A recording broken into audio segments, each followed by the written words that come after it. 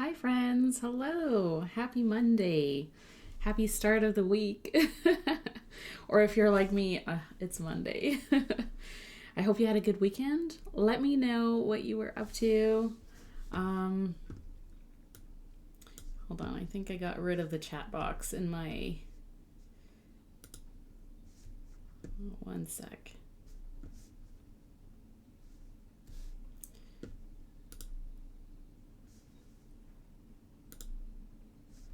I don't even know how I did that. I got rid of my chat box. It's all good. Let me know what you were up to this weekend. If you went anywhere that was fun. While I try and figure out what is going on here. Here we go. I don't know how I got rid of that, but that's okay. Hi, Tiber Swimmer. How's it going? Good morning. Hopefully you had a good weekend. And hopefully you're set up for the week. It's Monday, so it's another week. There we go. That's better. It is Monday, so tons of ice in my area. Oh no, didn't get out too much this weekend, but it felt so nice to get out after a week inside. Yeah, I know. Snow on snow on snow is what I've been hearing from people. So hopefully if you did have a big snowstorm, hopefully some of that snow is melting. And if you do have snow being added on, hopefully it's not too much.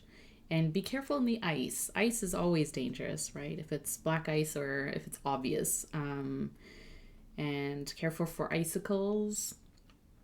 And places where you can kind of slip and not see. If you can stay home, stay home. Yeah, so it was a mixture of snow and sleet. Ugh, it's terrible. That's like super scary and dangerous too. And especially if it's really cold out and you get rain and everything sort of freezes over. It can be pretty scary. But sending you good vibes. It's rainy here in British Columbia, so we don't have snow, we don't have ice like some of the rest of Canada, or the east coast of Canada anyways. But we do have tons and tons of rain coming down, so hopefully that will sort of taper off as well, because we don't want flooding to happen. Well, thanks for joining. Thanks for being here. If you sort of have me on in the background while you're working or you're doing other things, that's totally cool. It's a chill Monday. That's how I start my week. Chill. I sort of ease into the week by setting my planners up, setting my journals up, for this week. So if I'm creating a spread or if I'm adding stickers and washi to make it look a little more fun, then I tend to do that on a Monday morning, just because it sort of sets me in the mood for the coming week. And it's kind of just a feeling of being organized or feeling grounded. And I feel grounded when my books sort of reflect that.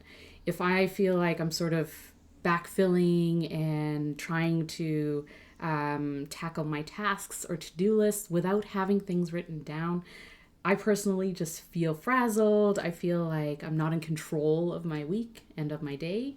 And so that's why I spend Monday morning, the start of the week for me, just reflecting on the previous week. What happened?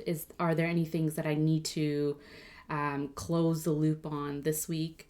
Are there any priorities that I need to focus on in terms of projects or things I'm working on? And also, what's my schedule? What does a week look like in a bird's eye view? And that mostly revolves around what my kids' schedule is, what their sort of after school activities are and stuff like that. So I kind of plan around that. And so I figured, because it's Monday and, if you want to hang out, then hang out with me, and I'll show you how I sort of do a little bit of memory keeping by looking back at the previous week, and then time blocking for this week.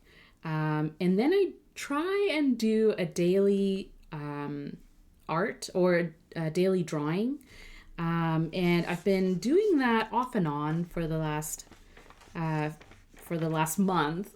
We are in February. Happy February, right? Like January felt like it just went on and on forever. But we survived through January somehow, and we're now into February. So I kind of like looking back at the previous month as a whole as well to see, what worked, what I enjoyed when it comes to planning and journaling. And I really did enjoy this new sort of drawing based on reference photos, practicing floral drawings, and drawing or capturing what I see in a photo onto paper. And I've really enjoyed doing that. And I've enjoyed doing it on stream. So we're going to do that as well today. So grab your tea or coffee, grab, your drink of choice, or, if you're working or doing other things, listen in, do this later if you want to, or if you can, break open your planners and journals, at some point and update them, keep them updated. So the planner I'm using is a Hemlock and Oak weekly and daily, but I'm not using it as a planner in a planning sense. So what I mean by that is the way I'm using it is more for memory keeping, reflecting, and also practicing art. So in the monthly section, this is what I've done for January. I did this last night because it's the first monthly spread, and so I kind of wanted to get a feel for what I want it to look like. So moving forward, I have an idea of how I want this monthly reflection page to look. And so maybe we could do it on stream next month, or not. But basically, it's just a way for me to sort of look back at the previous month, pick out some things that stood out for me, that I might want to see if I'm, flipping through the monthly spreads. Highlights that, meant something important. And then on the left-hand column, instead of writing like to-do lists or things like that you could do, I'm just jotting down the flowers that I drew in the daily pages. So it's kind of a running list per month of the flowers that I have drawn, just for my interest's sake, and making sure that I'm trying different types of flowers. Hi Avo, how's it going? And then in the weekly section, I should mention this is an undated planner that Hemlock and Oak kindly gifted to me to test out the paper, try it out, put it through its paces. The paper is archivist paper. It's specially formulated for Hemlock and Oak.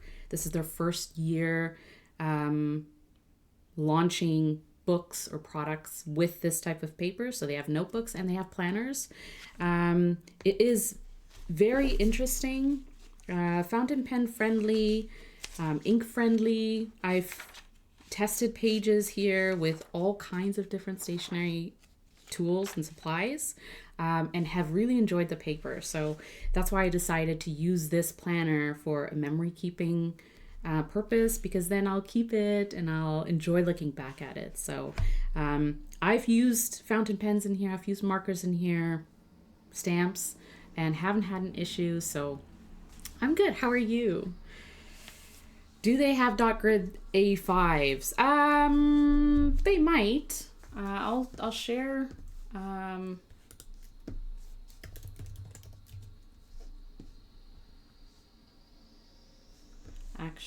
Here you go. So it's worth checking out. I think they have different. I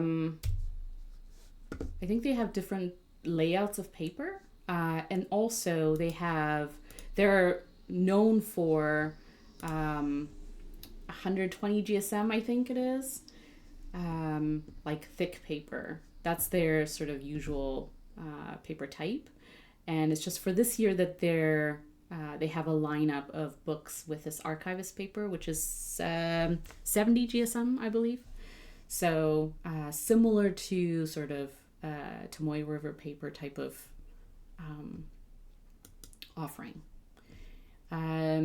Also, I did become an affiliate with them. So after I tested their books and their papers, I was like, this is really great. This is a great, I really enjoy this paper, and I like their lineup, and they're Canadian. So representing. So if you're interested in getting something from them, I do have a code with them, so you can save a little money and I can get a little bit of commission.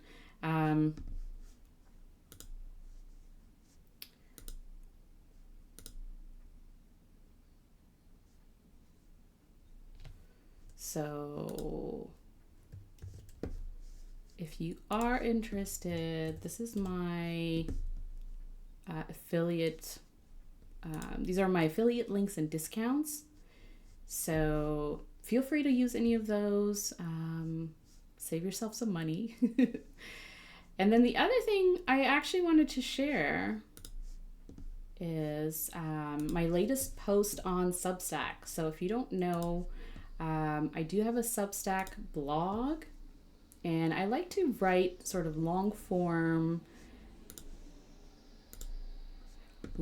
content on here, sometimes about how I'm using Stationery, or if it's like a planner update. It's, about the planners I'm using, how I'm using them. So this is my latest post. It's more so an update. So things that I shared in January that you may have missed or that you're interested in, workshops that were announced. So take a look at that as well if you're interested. I'm going to pin this because these are sort of things that are happening. So feel free to take a look at that as well. So, all right. Okay.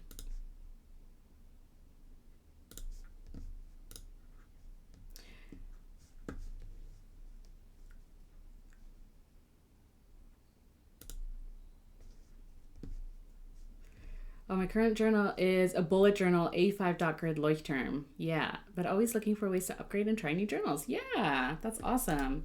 If you like Leuchtturm paper, the Hemlock and Oak, I believe it is 120 GSM, like their sort of core lineup. The paper is nice and thick. Reminds me of like Archer and Olive type of paper. So Leuchtturm, I think, is less sort of GSM or paper weight, but you might actually like this archivist paper as well. It's sort of that in between. So I like Tomoe River paper and like thin papers, but I'm also a fan of just like a little bit of thicker weight, like a Midori type of paper, but that still handles fountain pens, inks, throwing like light watercolor on there. Things like that. So yeah, take a look at that. Hi, Bye Apple Tater. How's it going? Happy Monday. I hope you had a good weekend. Spicy. Coming in hot. Hey, hello. How's it going? They still have 120 GSM, but I love the idea of archivist paper. Yeah, I do too. And I don't know if they're going to continue this archivist paper. Because it's their first year. They sort of worked through different iterations of trying to get to this spot. And so I think they're sort of looking for feedback and just, how it's sort of taken in the community. And then if it's worth it for them to continue, then they probably will. But I don't know if they will. That's not guaranteed. So that's why I wanted to, try out the paper, see how I liked it within sort of my range of the papers that I use. And I use a variety of them. So it kind of depends for me on the purpose of them. But yeah, I do really like it as well. Pop Pal Gal, how's it going, friend? Happy Monday. How's your weekend? I hope you had a good one. TR's consistent. Minus Hobonichi. Yes, TRP for sure. It is inconsistent ever since Sanzen, right? So I think the first year they had a pretty good year. And then we found inconsistencies in Hobonichi, but also I will say some of the other smaller planner shops also found some inconsistencies with their Tomoe River paper offerings. So it is kind of this widespread, paper is not guaranteed anymore, right? Like there's no sort of paper that, aside from probably Midori, I haven't had any issues. And some others, the staple sort of papers, paper that Leuchtturm uses too. I don't think I've had any sort of issues knowing what to expect from that kind of paper. So, yeah, it's one of those things where like you find something you really like and then all of a sudden it changes and now it's like, well, what should I try instead? Sadly, I've had mild cold. Oh no, since last Wednesday. Well, I'm glad you got some rest and relaxation. You're feeling better. That's good. Yeah, my kids were sick last week with the sniffles. They had a cold. So cough and cold. And then I started to feel a little sick too. Like Wednesday was sort of one of those days I had a headache and a cold, and I was hoping it wouldn't get worse, and it hasn't. I feel still a little off in terms of like trying to get past like just the seasonal sort of, sniffles, but hasn't gotten worse. So that's good. I'm glad you're feeling a little bit better. Smaller shops will tell you Hobonichi will gaslight you. I mean, it depends on the brand also, right? It depends on how each brand and shop sort of maneuvers through little issues in quality control, right? So, yeah. So far, how's the spine holding together? Yeah, the spines fell apart. Oh no. I will say I've had a Hemlock and Oak, not with this paper obviously because this is the first year, but with their original regular sort of paper. I had one the last year I think and the year before, and I haven't had issues with the spine. That being said, this one is like a textbook because it's a full year, monthly pages, weekly pages, and undated daily pages. They're all undated, but enough to cover a full year. And so it's a hefty book. And so far, I feel like the spine is fine, right? It lays flat. So the binding, I enjoy the binding. It's fine. I can't handle books that don't lay flat. So for that, I will, so far, so good. And I don't use a cover just because with Hemlock and Oak, their books are slightly off universal standard sort of sizing. So while this is kind of like an A5, it is a little bit larger just because of their cover. And so you can't really get a cover unless you get something that's a little bit bigger. And I've sort of seen that people have found solutions for that. But for me, I just don't feel it necessary to add a cover on top of a hardbound book. And so I will be using it as is. So, throughout the year, I'll kind of check back in on how the book is holding up. But so far, so good. So I will sort of give it that as well. I haven't had any issues.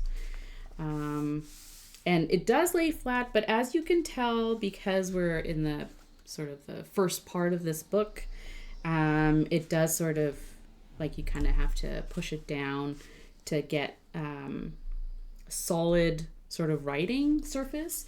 The other thing too is you can put a book underneath. So, putting a book or pad. I had a notebook here that I was putting under. Hold on one sec.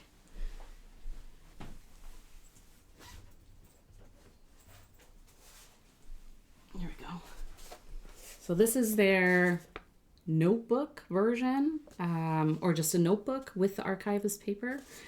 This I purchased because, of course, I was curious about the paper. And again, I, put it through a test. You can find this on my YouTube channel, From Corolla.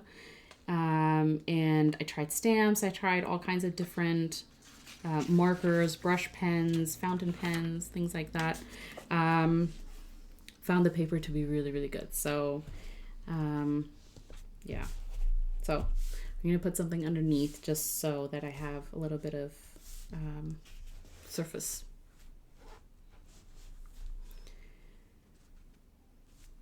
Yeah, my work journal was only $9.99. Yeah, and then it fell apart. I know. It's one of those things, right? Like you're trying to balance costs, right? Like how much you want to spend on a journal or a planner, and then how it's going to hold up. Quality is always so important for me, especially because I like to keep, like if it's a journal, I like to keep it, right? I like to store my journals for some time. Planners, not so much. I tend to recycle my planners because I don't really need to, especially if they're just for function, right? So I don't make them look aesthetically pleasing in a way that I want to keep them forever. So planners are one thing, but journals, I have to, like the paper has to be really good. It has to be able to hold up to, you know, a full year or whatever sort of time frame it's set up for. So yeah, I totally hear you on that. It's always disappointing when you find something you like or, you know, fits into your budget. And then all of a sudden it's like, yeah, but it's not going to hold up for the year. So, yeah. All right. So first, what I'm going to do is I'm going to update my weekly spread. And I'm just going to add a little bit of detail to the events that I added or the schedule that I added in last week. And I time block things in this sort of memory keeper so that if I glance at it, I know where my time sort of went and what are some of the big things that happened during the week. And then I'll do some time blocking in a blank weekly spread. And then we'll move on to the daily pages where if you missed the outset of the stream, I've been drawing flowers based on reference photos. So that's what I'm going to show you today. Yeah, feel free to chat, feel free to ask questions, feel free to just hang out if you want to. And I use just in case you're wondering what's happening right now, is I use a leather, what's this called? Like a piece of leather. You can use a pencil board. That's the phrase I was looking for. Usually you can use a pencil board or a blotter paper for putting across your page if you don't want to sort of have your hand oils touch the paper. Now I'm getting into the nitty gritty of using fountain pen friendly paper, but bear with me. So usually what you can do is a blotter paper or just a regular piece of paper and put that under your palm. So as you're writing, if you sweat or if you just naturally get hand oils on your hand, that might transfer to your page, which can then affect, if you use a fountain pen especially, it can affect your writing. So it's just a little inside tip there. But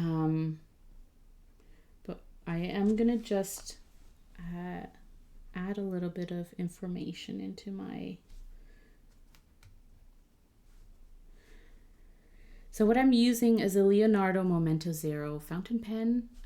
It's a reverse architect nib. So on the correct side of writing, it's a fine tip. And then on the other side, it's an architect grind. And what that means is it gives you a broad horizontal line and a thin vertical line. And I use the correct side because if I want to write something like details, so that will sort of give me the smaller writing.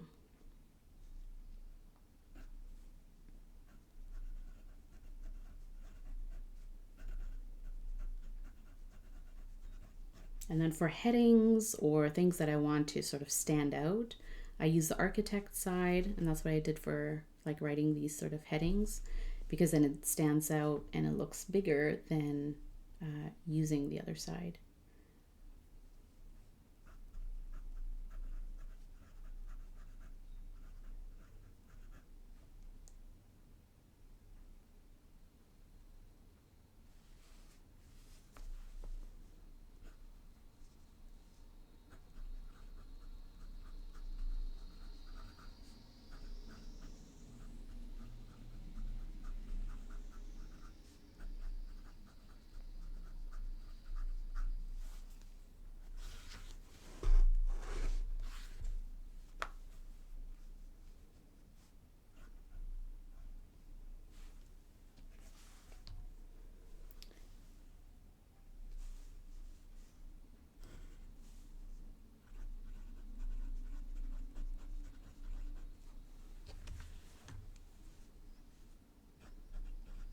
my girls got to do rock climbing on the weekend. They have a gym class, so I was kind of jealous. I don't know if you've been rock climbing, like going to like a rock climbing wall, but it's really fun. My girls did it over the weekend, so. Okay, and then the other thing I want to do is add, so after I sort of fill in with like highlights and things I want to sort of stand out, then I add stamps and washi tape, just to make it sort of look a little bit more decorative and fun. So I had some Happy Mail last week, so I'm going to add that in. I use all sorts of stamps, rubber stamps and acrylic stamps, but the stamp pad that I always recommend is the Versa Magic chalk ink, and you can get them in these dewdrop shapes, so they're easy to carry around or stack if you want. They come in different colors, but I find that this kind of stamp pad behaves really well on thinner paper and also like fountain pen friendly paper, because it tends to not bleed through to the other side. So in that way, I really appreciate it.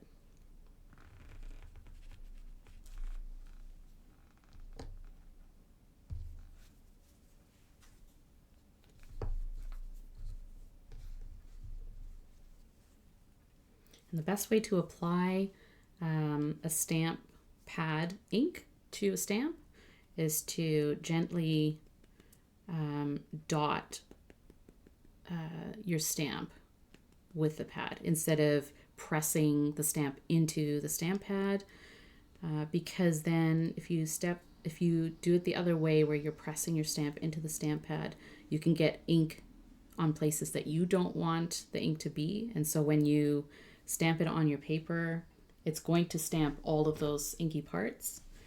And so if you have a bunch of ink on there, then it's going to transfer onto your paper.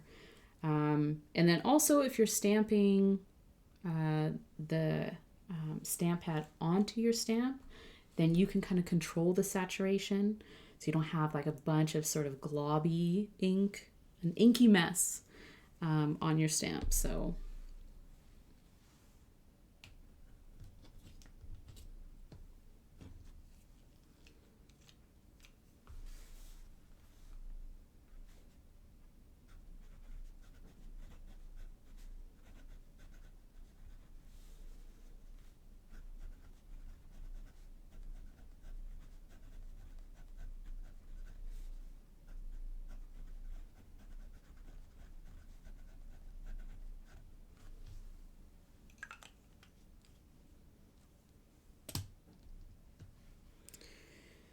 okay, so some stamps. The other thing I'll add is maybe a couple of washi stickers, because I have so many of them and I sort of like using them as like decorative elements just to add some color to the page.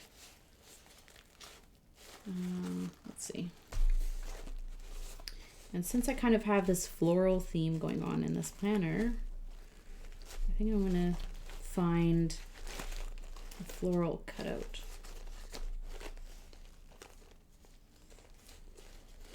Let's see.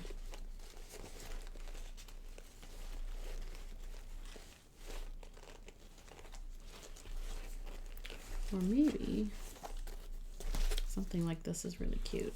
I like the color. It sort of goes with the spread. Let's add a few of those.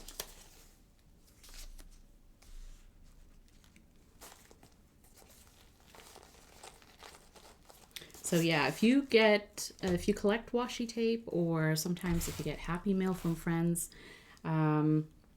sometimes they include like washi samples and things like that. And I always kind of like to collect them, keep them somewhere, and then if I have a space in my planner or my journal or something like that, to add a little bit of visual interest, I'll do that. Especially with this kind of spread where it's pretty minimal in terms of what I write on the page. So there's tons of space to kind of play around with adding decor and some color in terms of like stamps and washi and stuff like that. But I don't like to overdo my spread too much. Just adding a little bit of minimal decor, I think, is nice. So let me put this back in my monthly.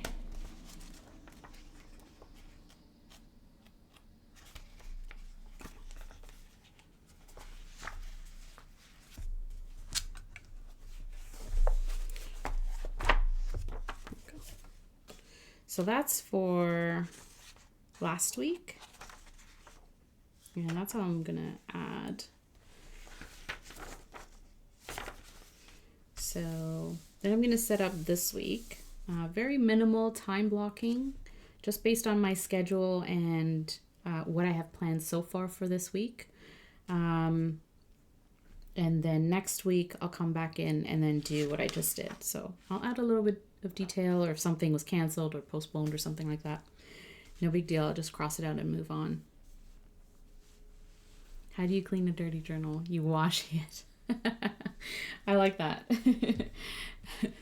It's very on theme. It's on brand with all the nerdiness that's journaling and planning. I love it. It's one of those, if you know, you know. I have some leftover washi stickers I might use for this week. All right, so for setting up the weekly spread and for time blocking, I'm using a Fudenosuke brush pen from Tombow and my trusty mono drawing pen in 03. I like that line for it's not too thin or not too thick, so it stands out just enough. So just going to hand letter because it is February, so I'm gonna hand letter February here.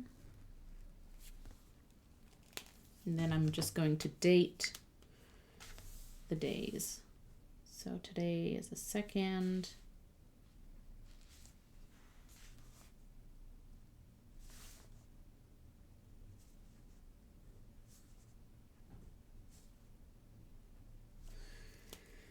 Okay.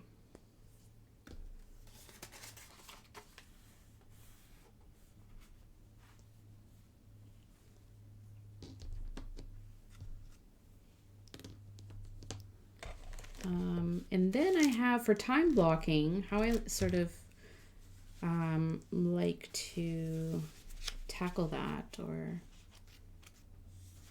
do that is I have a key of colors that are associated with either a person or a type of event.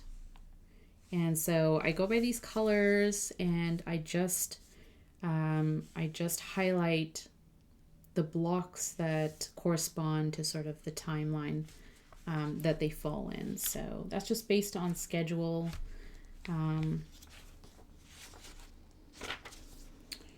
And the colors associated to them. So I use Tombow dual brush pens. I like the brush tip for, like, you can use it for hand lettering and things like that, but I do like it for highlighting as well. And adding color in terms of like coloring and stuff. So there's that, and then there's this.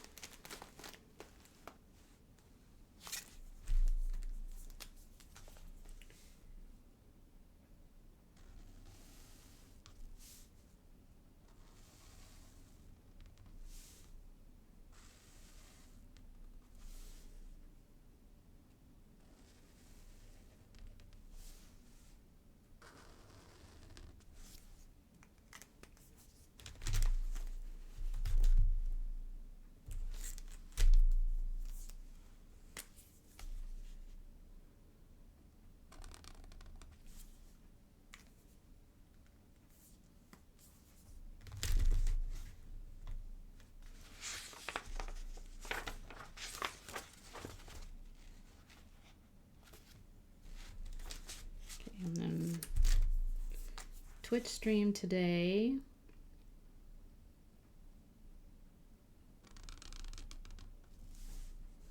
And Wednesday as well.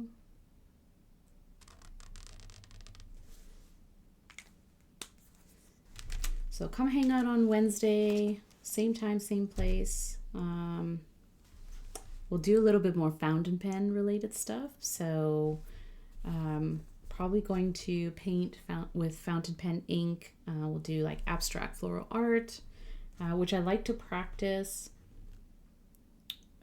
as much as I can, but it's sort of time related as well. So doing it on stream helps me because then I set aside time and I do it mindfully. So if you're interested in that, I'll see you there.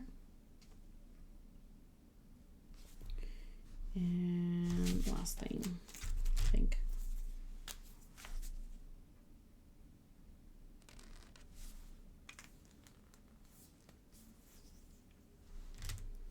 Oh.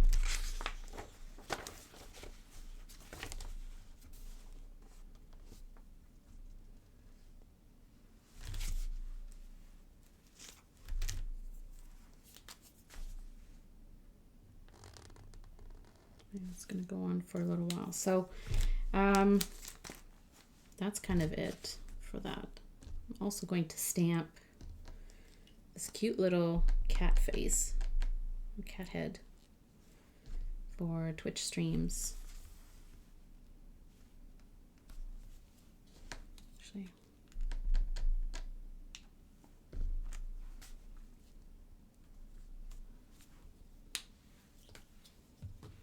and then I'll add the heading.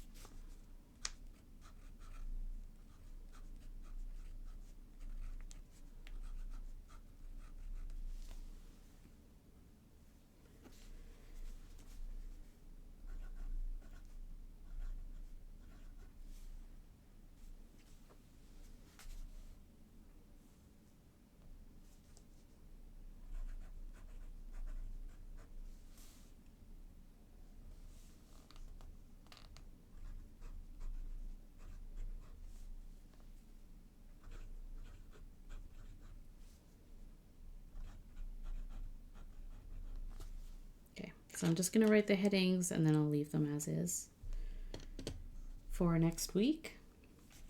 And then the other thing is I'm just going to add some washi stickers. So I have some left over from last week. I'm just going to use these.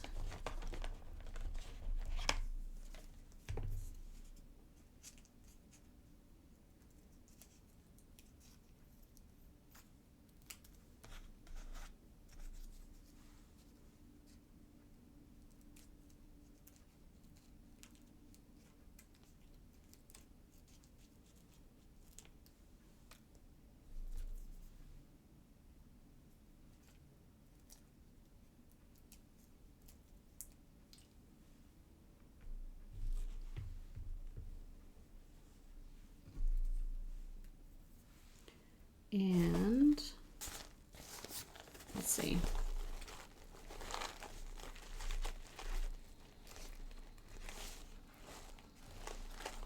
I kind of like these.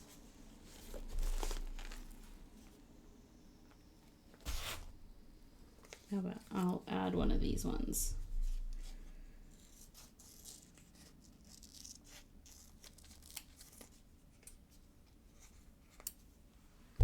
Kind of fun. This is me wanting to go to sleep. So I'll add this somewhere where it won't take up too much space. So let's put it here.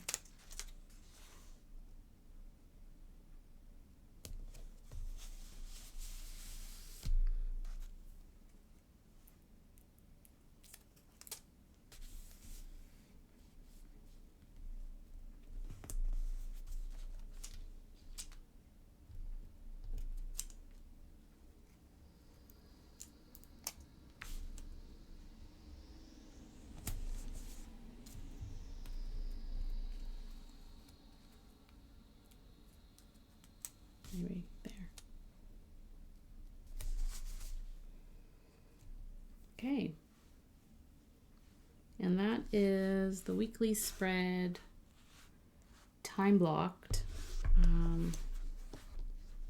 So next week I can come back and add some details based on what actually happened. And if something didn't happen, that's fine. I don't mind crossing things out and writing canceled. I also have stickers for if something is rescheduled. Things like that. But knowing that schedules are fluid, they don't always happen the way that we plan, and that's fine. But for me, the purpose of the spread is to capture the fact that I did have a plan and things were going to happen, or things are meant to happen this week. And if they don't happen, that's okay. But I kind of like seeing, on a daily, like in a weekly spread, on a daily basis, things that are planned, things that, I do with my family, and the things that my kids are up to. And just having something to look back on in terms of this is how our week sort of went.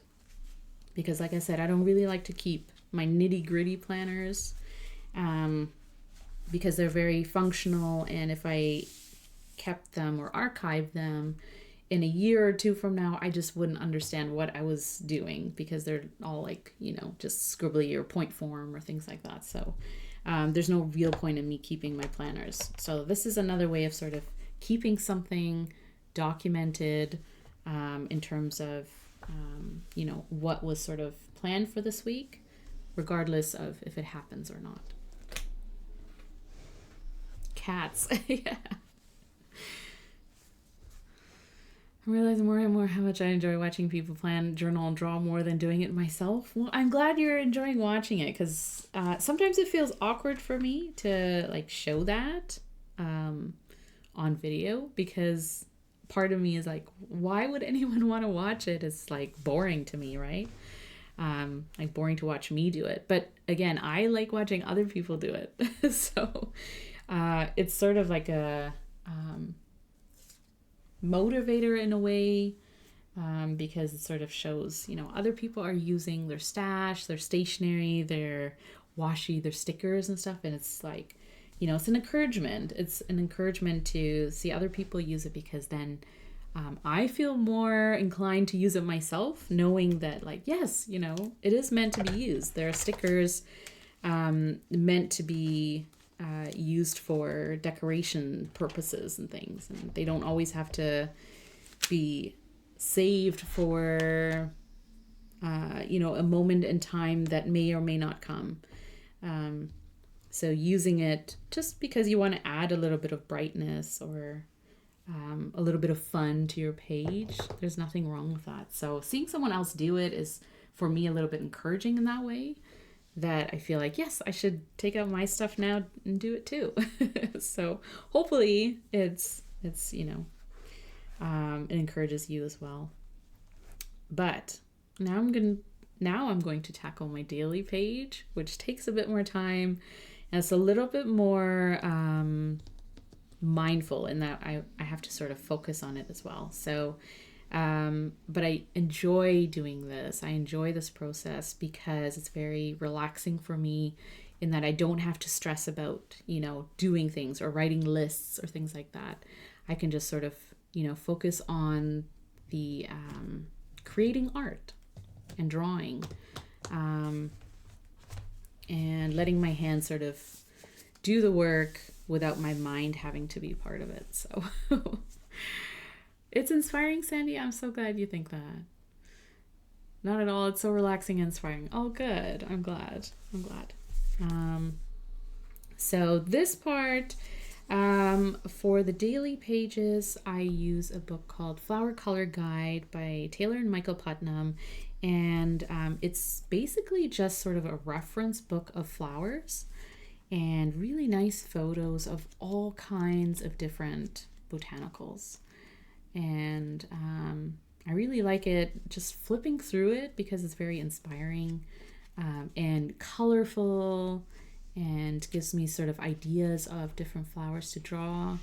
I do enjoy drawing flowers and using sort of those natural lines because it doesn't have to look perfect, and I love that part about drawing flowers. And so I'm using this book for the purpose of drawing flowers from a reference photo. So if you haven't done that before, I highly encourage you to do it. It doesn't have to be flowers. It could be food or architecture or anything like that. If you can find photos online or in a book that you can refer to. I love this process of drawing from a reference because it sort of takes away the challenge of thinking about, what something looks like. So here's what it looks like, and all you have to do is capture those lines and put them onto paper. And the way I sort of tackle is it doesn't, right away I sort of set my expectations to, it doesn't have to be perfect, and it doesn't have to look exactly like this. What I'm going to draw is my representation of what I see.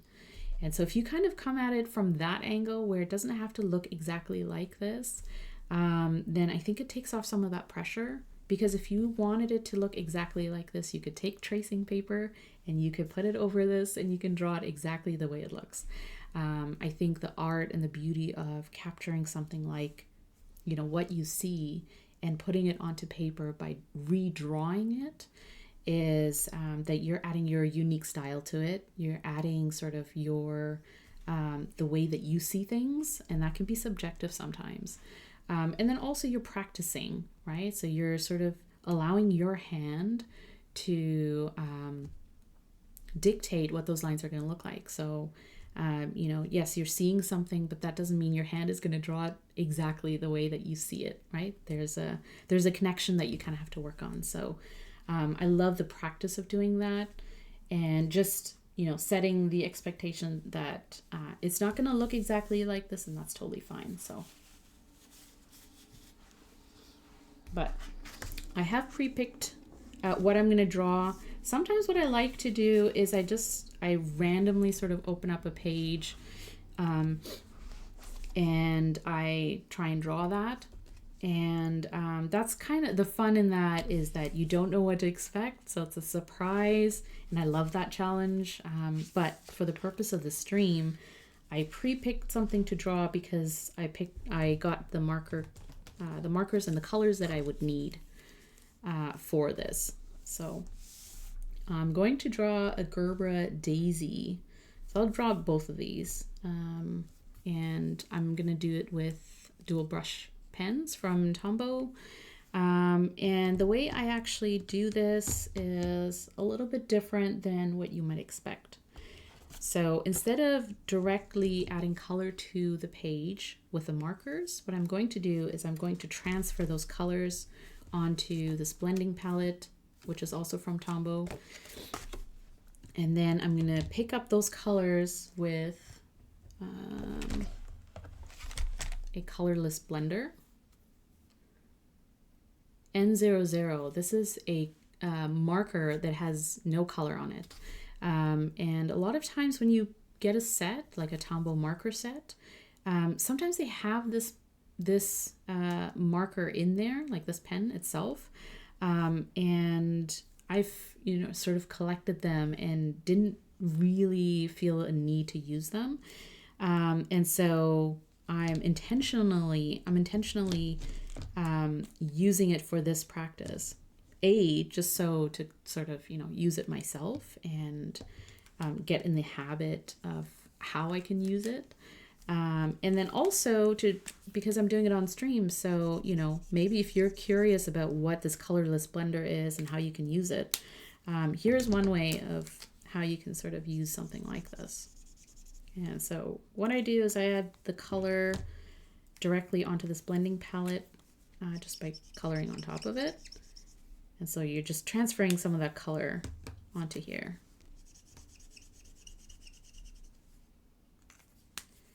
And then I use the colorless blender to pick up the color and draw the outlines of what I'm seeing. So I'm not going to draw it with all of the details. I'm just transferring the color and the shape and the outlines of what I'm seeing onto paper using this colorless blender. So because it has zero color on it, you can pick up whatever color you want just by coloring on top. So if you sort of do this, you can pick up the color onto here and then transfer it onto paper. It's really that simple. And the reason why you would want to do this, because it's, you know, a few extra steps compared to just using your marker to directly add color onto paper, is because this adds this sort of interesting watercolor type of effect. So it's very soft, it's very muted, and similar to the way that you would use a brush to kind of color, or add like paint or something like that, and add water to mute things and move the color around on the page. The same way you do that, you can do with the colorless blender. I'm gonna move things out of the way. All right. So I start with a light color first, and that's kind of going to be the base of these flowers. So it gives a little bit of softness. And the other thing with using a colorless blender is in the name. You can blend with it. So if you add a color on the base, sort of like the foundation of what you're drawing, then you can add color on top by simply picking up another color and then coloring over what you already put on the paper. So that's what I'm doing now, is I'm moving on to the next color. And I'm just going to sort of build this outline of this flower. I'm not worrying too much about getting sort of those perfect lines, because I will draw that once I'm done. I'll draw that on top. But I do want to kind of capture some of the color that I'm seeing, even if it's not exact. I just think that's really pretty.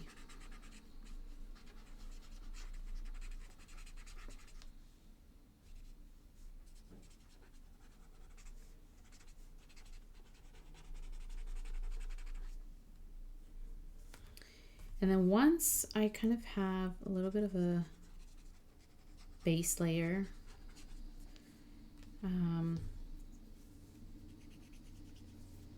the other thing I can do is take the marker directly. This one is a really light one, 850. And what I can do is I can sort of color directly on the paper, and that way I can add a little bit more. Especially because this is grid paper, I want to just kind of make this stand out a little bit.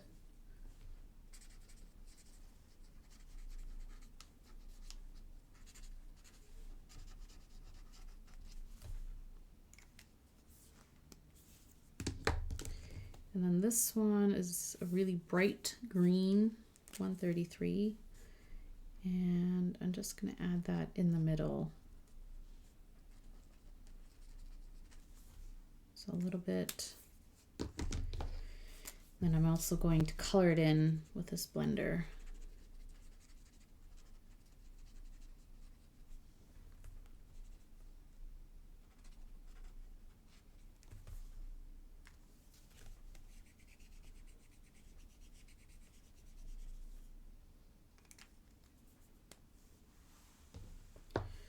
And then I don't have this bright pink on hand, so that's fine. I'm gonna use this color 873, just like this coral color, and I'm just going to add a little bit more in the center here. directly. It looks a little darker, stands out a little bit more.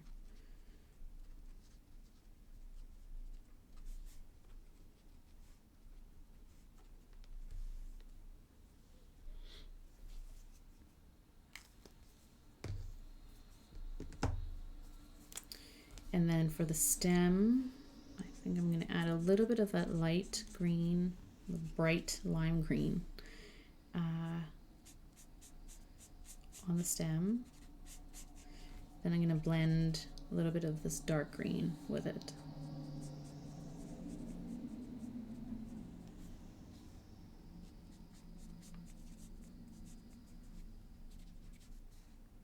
That, as it moves down, I'll do a little bit darker.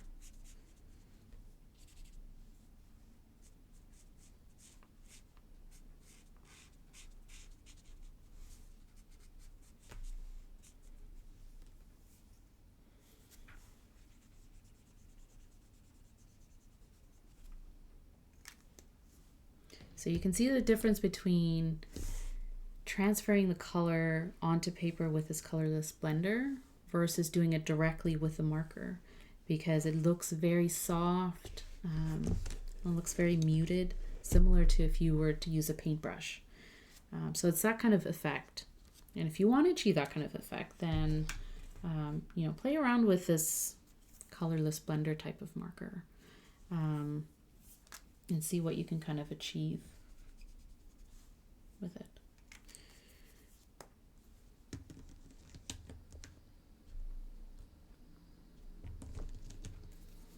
So maybe I'll add a little bit more of this dark color, just as kind of like a shadow.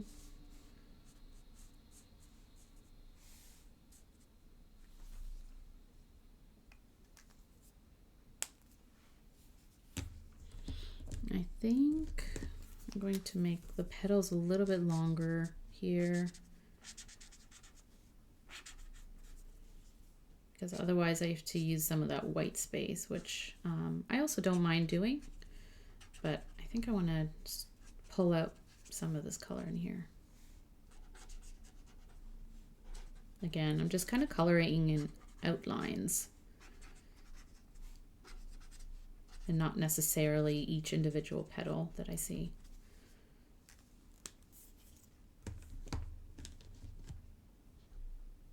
So I'm good with that. So now that I have the color on here, I'm also going to, before I move on, I'm going to swatch these colors just so I know for future reference what colors I used. And also I kind of like seeing the palette, because when you're adding it onto paper and layering it and blending, sometimes you sort of lose track of what the colors actually were that you started out with and how many you used.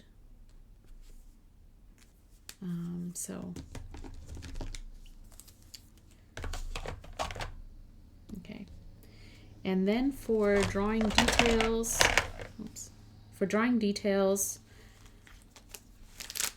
I use the finest point from Tombow, and it's in 005. So it's like a needle point type of tip.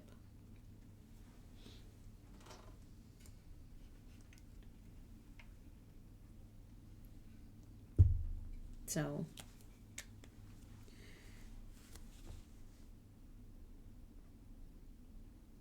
you obviously don't have to push down too hard, especially because it's so fine. Okay, so I'm going to write the marker numbers because I always forget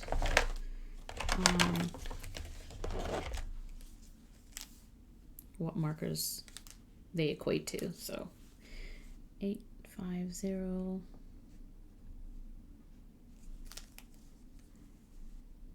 873 133 and 158. All right.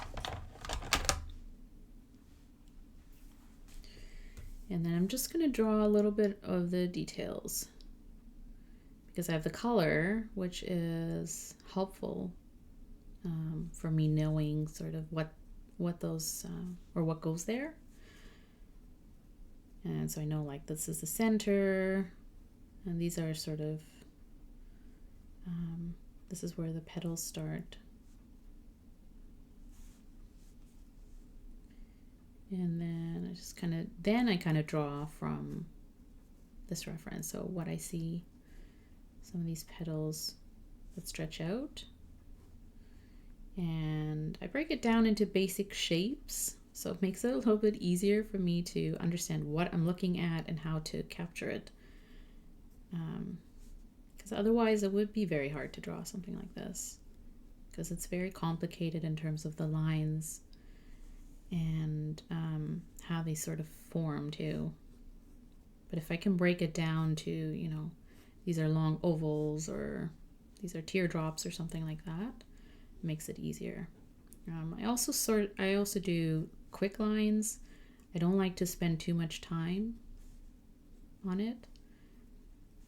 And then that way it really is just, you know, how my hand sort of captures this is how it's going to look. So it's kind of trusting the process of letting my hand guide what I'm going to draw.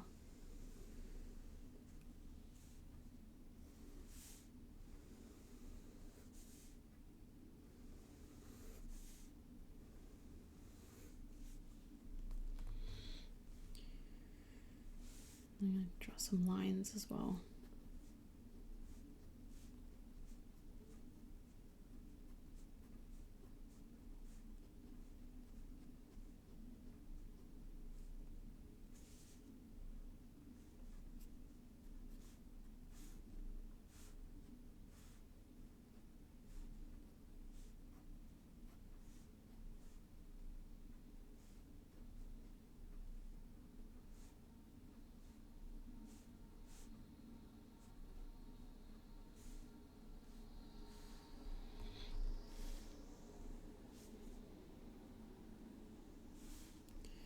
Then the second one is similar, except that it's facing a different way. So I'm going to try and capture that as well. It just means your petals are going to be folded in a different direction.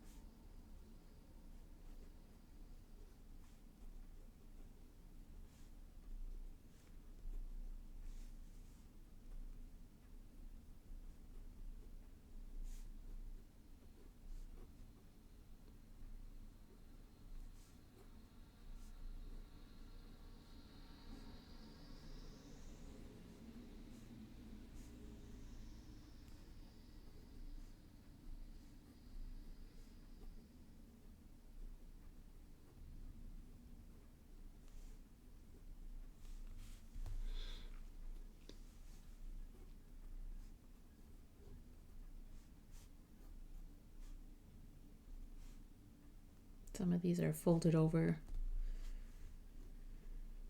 So you can either color them in to add like a little bit of darkness, or you can use lines to kind of show that as well.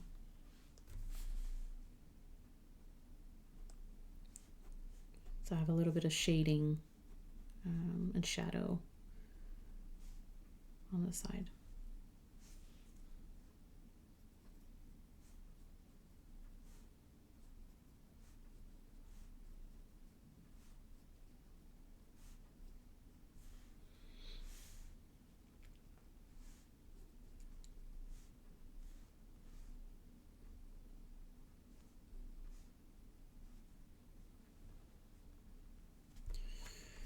There's a lot of petals. They kind of overlap and sort of follow around each other.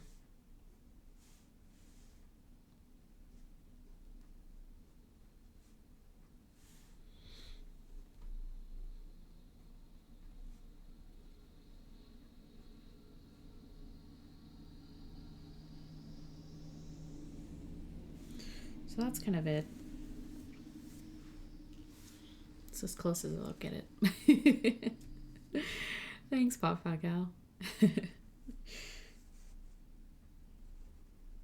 So then I'm gonna write what this is. Gerbera daisy.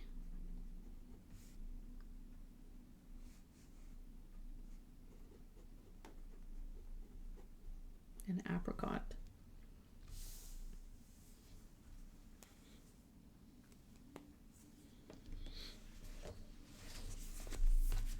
So that's it. That didn't take too long, right?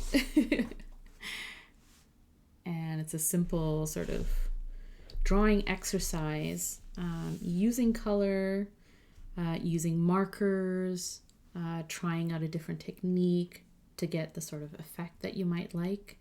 I like this very, soft, painted sort of feel to it.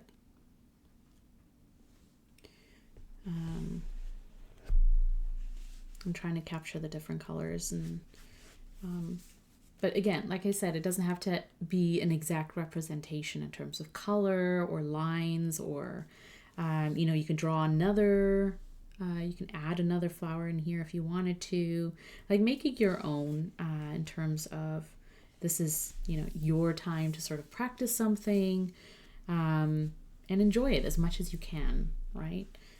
And the way that I enjoy it is by not dwelling on what I think it looks like, where I'm just trying to, bring some of the lines and some of the, how this flower is represented. I'm trying to sort of capture that. And I'm good with it. This is how I see it. This is how it's going to look. And that's totally fine. So now what I add on to this sort of journal spread is, of course, you can leave it like this and that's sort of your practice for the day, and you can feel good about that. What I sort of add is a little bit of a journaling prompt and some thoughts around it, just to sort of fill out this page. And to do that, I use The Pivot Year, which is a book by Brianna Wiest, and it's a 365 page or 365 prompts. So it's sort of a passage or a written piece per day.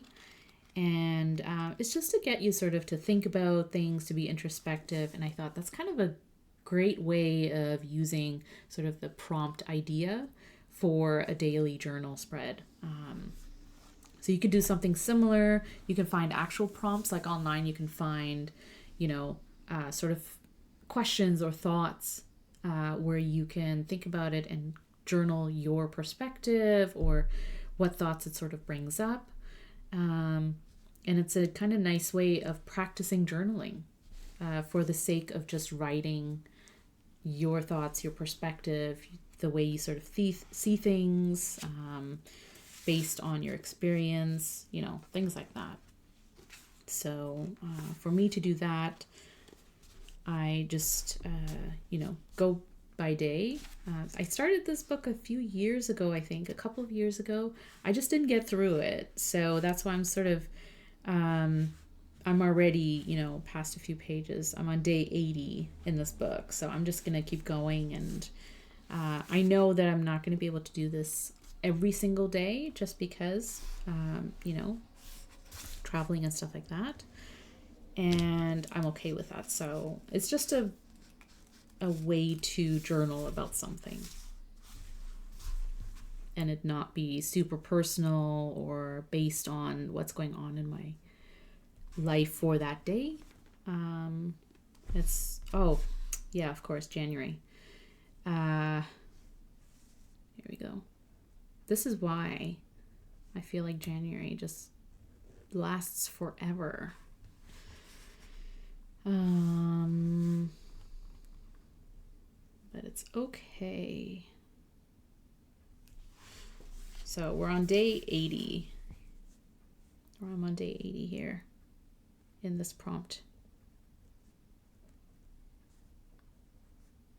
And again, I'm using the brush pen because I like to practice hand lettering. And a brush pen is a really fun way of doing that, especially if you like the line variation of, you know, when you sort of gently push down to get those broad strokes, broad down strokes, and the thinner upstrokes. And it's just, you know, a nice way of sort of having that headline. You've been writing January too, I know. I actually felt good because this morning when I was updating my sort of daily planner, I wrote February and I was like, yes, okay. You know, because it takes a couple of days to get into the year. You think it's the previous year, and then it takes a couple of days to get used to the new month. But yeah, I felt good about that. But of course, when I'm distracted, I think it's January, right? We can't possibly be in the next month.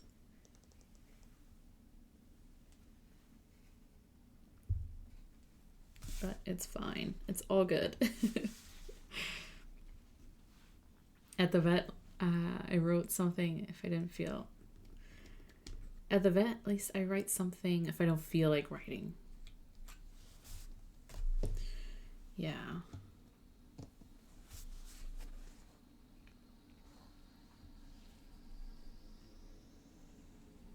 So what I do is I usually read the prompt.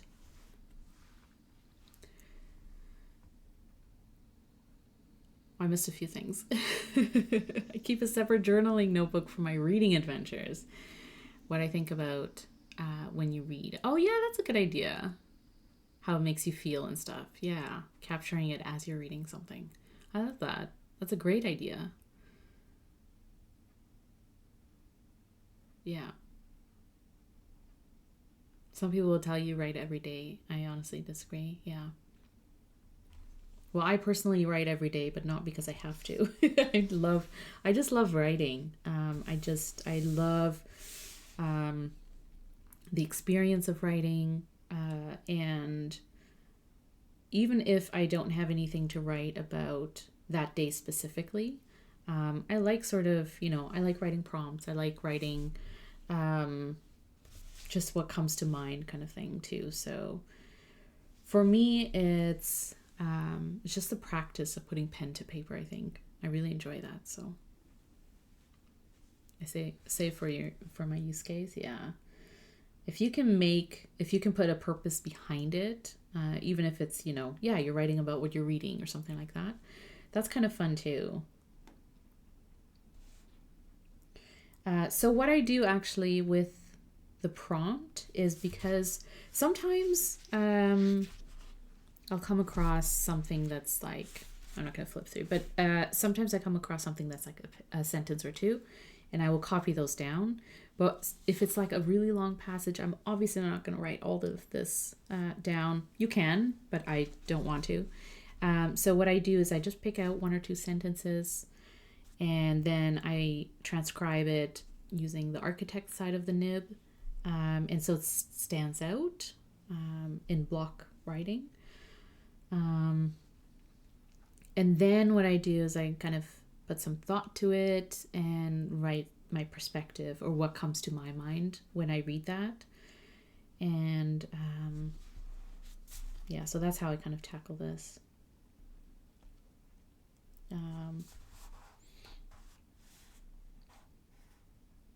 So this day 80, it says, "No, you will not be able to avoid hurting, but you will get better at it with time. You will learn to hear someone's disapproval and not immediately internalize it, but simply witness it as their experience, one that does not have to touch you, nor sway or force you to react. You will feel your nervous system activate and your heart pound, and you will not self-destruct as though they act as a band-aid.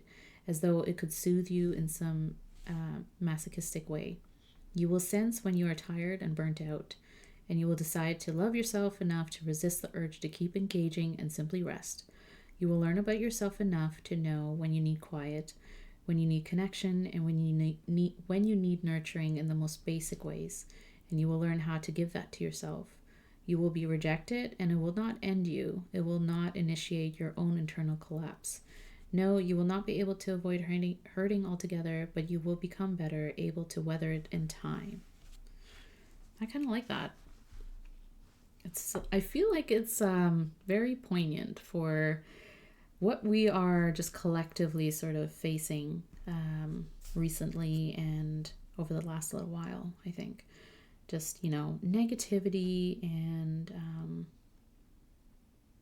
other people's thoughts and other people's actions affecting us, and trying to find some way through it in terms of, like finding a joy, or how to sort of process everything and still be happy, still find happiness in your daily life. And even though that can be tough because other people's actions and words affect me anyways, I have a hard time sort of letting go of negative comments or, things that are said about something that I feel personal about. But it's also good to sort of think about it in the way that we can see, other people's comments as their experience or their way of seeing it, but it doesn't have to align with how we experience something or how we see it. And distancing ourselves from taking that personal can be a good thing, because then you sort of protect yourself, right? And protect your mental health and your emotions. So I think I'm just going to write a couple of sentences.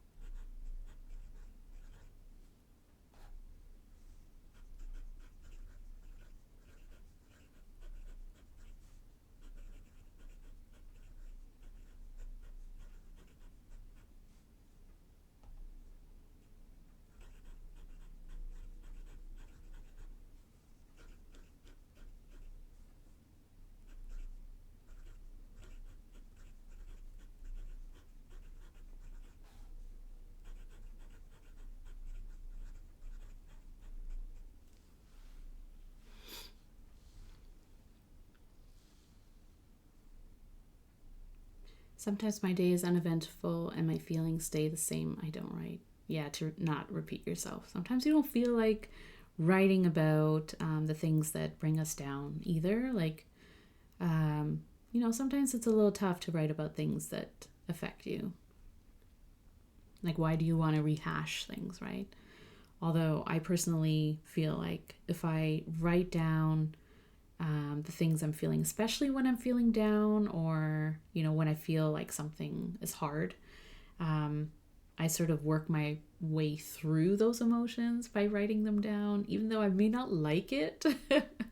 It's one of those things. It's like, I know it'll be therapeutic in a way, but it's not like I'm going to enjoy it. And that's okay. If the days I read and write about my reading, it's separate from your daily life. Yeah. Yeah, 100% agree. I know. I have a spinning wheel. If it says my page is not filled, I'll spin the wheel with a random book. I read lines from that book. Spicy, coming in with your great ideas. I love that. Yeah. You choose a random book and write lines from that book to fill it up. Especially if it's a book that you just, like a classic sort of, like Lord of the Rings or something, like where you're just like, I love the writing itself. And just writing something from those types of books. It's kind of like it's a page filler. I love that, Spicy. I think I'm going to steal that idea. All right.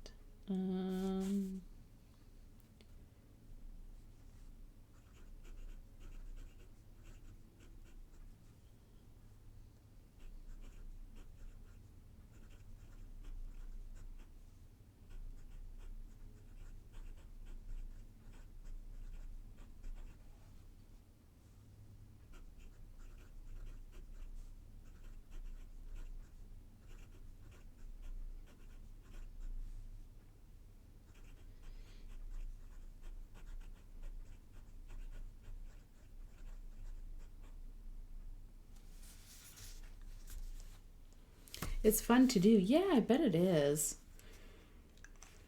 It's kind of a nice, especially, if you're an avid reader, you like books and stuff. It's a guaranteed way to fill up a page with words that, you'll enjoy. And you feel good about it. So what I did write down from the passage for today is, you will not be able to avoid hurting, but you will get better at it with time. You will sense when you are tired and burnt out, and you will decide to love yourself enough to resist the urge to keep engaging and simply rest. I think that's a great sort of Monday thought, especially as we sort of go into a week of, who knows what's going to happen this week. There are unknowns, and, who knows how your week's going to shape up. And whether or not, you'd sort of fulfill your weekly plan, get the things done that you want to, but on that sort of thought too, is you have the choice to rest, right? Take time for yourself. You can journal, you can, like Spicy, you can write about what you're reading, and spend some time with your hobbies and, find joyful moments that way. And you have a whole week to do that, right? It is just Monday. So make sure you schedule some time for yourself as well, and do some fun things. Do some things that bring you joy.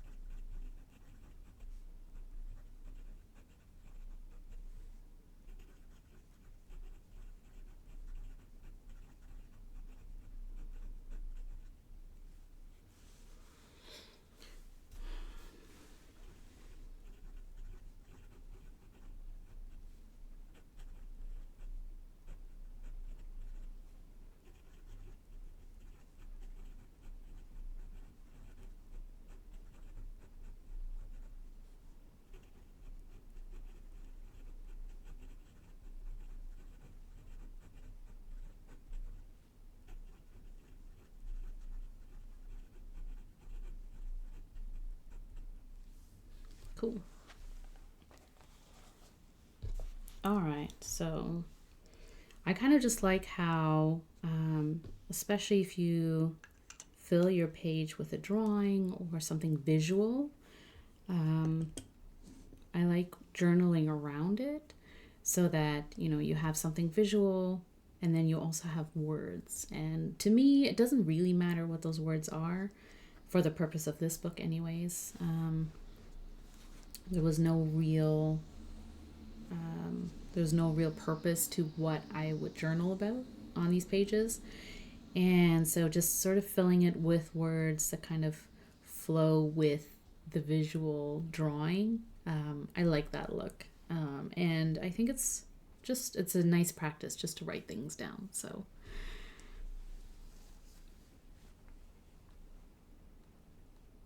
some funny news. Instead of writing about it. That is kind of funny.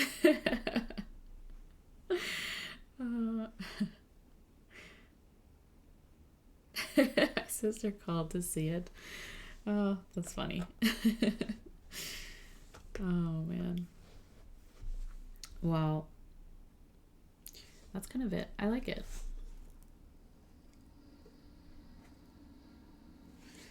I'm trying not to stick to one color palette as well. So, like with drawing from reference, I'm trying to keep it like a variety. Wow, having trouble with words. Trying to stick with a variety of different type of flowers, different colors, different types of shapes and lines. And so far, I think I'm doing a pretty good job on that. Even if I don't feel super comfortable with drawing certain type of, flower lines and things like that. And I can always tell what feels very comfortable and feels a little bit more natural than something where I'm trying to capture it, but it may not be exactly what I want it to look like, which is totally fine. There's sort of these ups and downs in terms of how we feel about something that we create. Even for me, after doing the same sort of practice, I still have days where I look at something and I'm like, whatever. I'm not super into it, but it's okay. And it's okay because either way, I'm building sort of this practice of drawing different lines and drawing different shapes, and they all sort of build up, I think, in that, especially if you're into drawing a certain theme or a certain type of thing, the more that you practice drawing similar sort of lines, the more comfortable you feel drawing those lines. And so that's why if you're into flowers or food or architecture or animals, portraits, things like that, keep doing more of that. Even if there are days where you kind of look at it and you're like, this may not be, something I want it to look like. But we can't just have, our best drawings every single day, or a best work of art, or a best piece every single day. It doesn't happen because a lot of times our moods play into it. If you're feeling motivated, if you're feeling inspired, or if you're kind of feeling like, I'm a little, it's fine. I'm just going to do it because I do want to do the practice, but I may not be 100% feeling like doing it. And sometimes that does reflect in what you create. And I think that's interesting in itself, because once you sort of get into this practice and you have pages to flip through, I love going back and flipping through them. Even if there are pages that I'm not super happy with, do it anyway, because it shows you the evolution. It shows you how you sort of got through it day by day, or however you sort of want to do it regularly. And so I am going to do, because I have a few planners and journals and I like doing an update on how things are going, how I'm using them. And I'm definitely going to include this book because at first I wasn't sure how I was going to use it. And I think there were a few sort of weeks, or a couple of weeks at least, where I was testing different layouts and different ways of, different types of writing and different tools. And then I finally sort of landed on what works for me, what I like, and what looks good to me in terms of, aesthetics and stuff like that. And so that's how I'm sort of moving forward with these types of pages. And I'll definitely include a flip through because it's just kind of interesting how it sort of evolves in terms of style and layout and even the colors, the kind of colors I'm using and stuff like that. So it's kind of cool. I really like how you're using this H&O. Yeah, I'm glad you do because like I said, at first I wasn't sure how I was going to use this. I didn't need another planner and I didn't need another journal because I had my lineup already picked out. And I do like to keep things functional because if I don't have a reason to take them out or reach for them, then I just won't, right? As a busy mom, it's one of those things like I only have a certain amount of time that I can put towards my hobbies or doing something that's creative without interruption anyways. And so I have my flow of things that I do. But once I sort of realized that this could be, a memory keeping type of a planner where I'm kind of looking back on previous weeks, then it sort of started to click and it started to make sense. And doing journal pages for the sake of journaling, but also drawing. So making art and just being creative without the pressure of doing it every single day. And I think I like that aspect of an undated book is that, even if you get the wrong day, you can date it to when you're actually using it instead of having a bunch of blank pages, in between and not really knowing what to do with them. In this way, even if at the end of the year I'm going to have multiple blank pages, which, I can use for other things, it's nice to know it's here if I have time, if I want to come in here and do this, and especially on stream because what else am I gonna do, right? You're here. So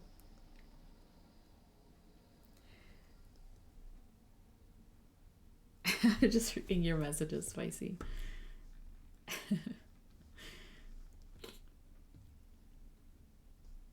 Oh, a new place opened. The couple doing opening the place aren't great at doing business. They made an ad placement that's cheap. If only we could have the best work every day, right? Seriously. If only we could just create pieces of, the works of art that we're super happy with. And if only. I'll risk my life.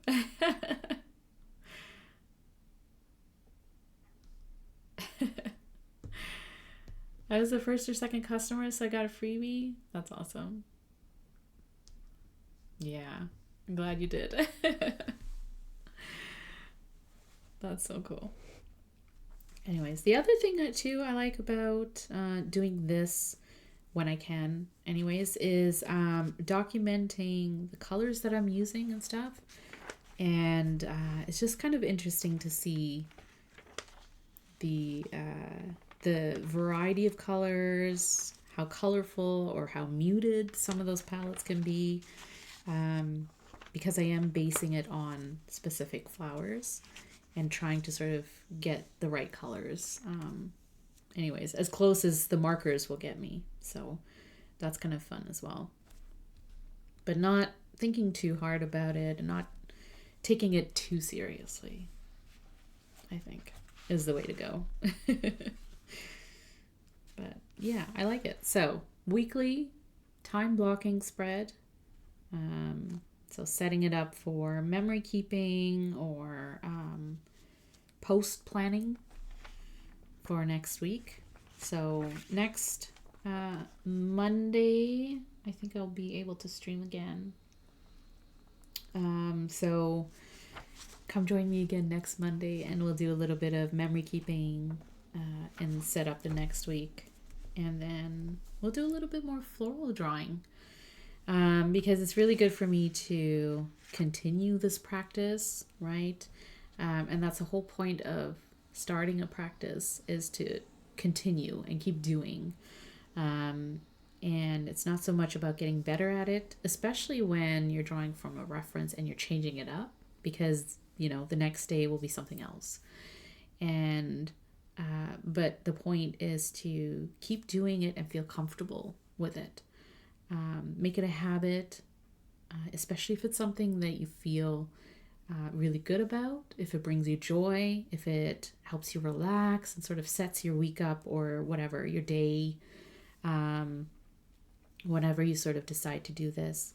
But if it sets you up to enjoy, to feel calm, to feel relaxed, then it's something worth doing. And over time, you'll find that you sort of build up this confidence when you start to, or when you sort of tackle something like this.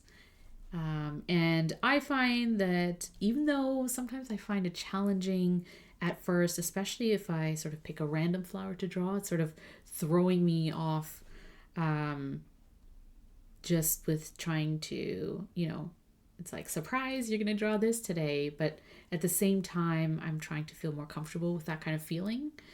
And doing it more definitely helps, because it sort of gets that, instead of feeling anxious or, you know, how am I going to do this? And your perfectionism coming into play, all of a sudden you're thinking, yay, like this is a surprise, you know, this will be fun to do. And how am I going to do this? And all of a sudden it's excitement that takes over. And I definitely feel like that when I sort of push myself to draw out of the box or out of, you know, lines that I'm used to or feel comfortable with. And yeah, I definitely encourage doing that. And I always find that after I do it, I go through the process of, you know, blank paper to filling it up with something. I always feel I feel proud, right? Like I did this, at least, like, even if I may not feel super happy about how it turned out, you know, in some cases that happens. I always feel like at least I tackled it, at least I tried. And this is what came out, and it's mine, right? It's my style. It's my sort of representation of something, and this is my take on it. And I think we can always feel good about that, because at least you did the thing. Even if you're not super happy or excited about what you did, or how it sort of turned out, at least you did the thing, right? So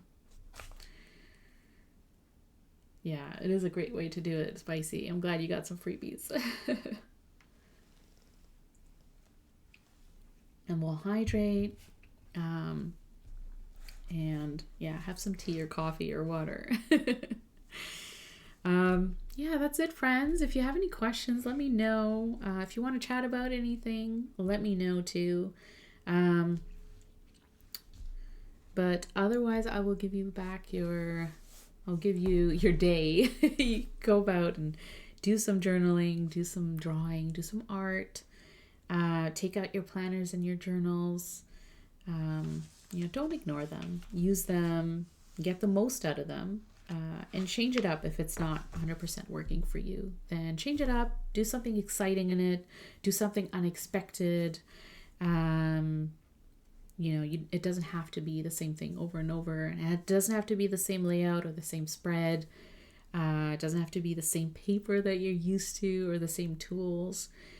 Push yourself, right? Like, push yourself. Get out of your spicy redemptions. Get out of your comfort zone a little bit.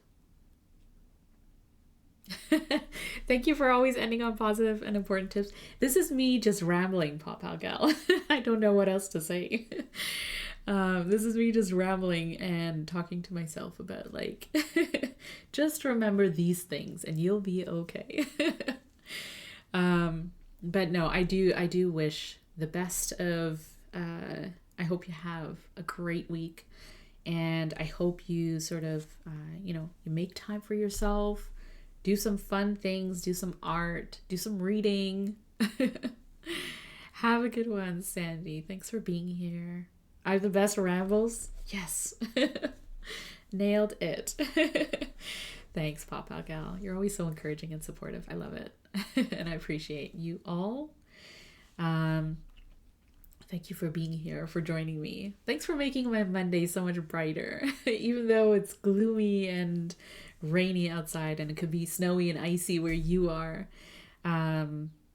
Us coming together as a community just to do a little bit of art or something creative always puts me in a good mood and always brings joy to me. So thank you, friends. I'll see you on Wednesday if you can join me. Yes, I am feeling a lot better. I hope you feel a lot better too. Let's all get back to just feeling really good. I'm so glad it makes your day. Join me on Wednesday if you can. We'll do a little bit more fountain pen art and the usual kind of hangout and creative stuff and talk about stationery because what else, right? But yeah, go have fun. Go play with your stationery. Have a great Monday. Have a great rest of your week. And I'll see you soon. Okay? Bye.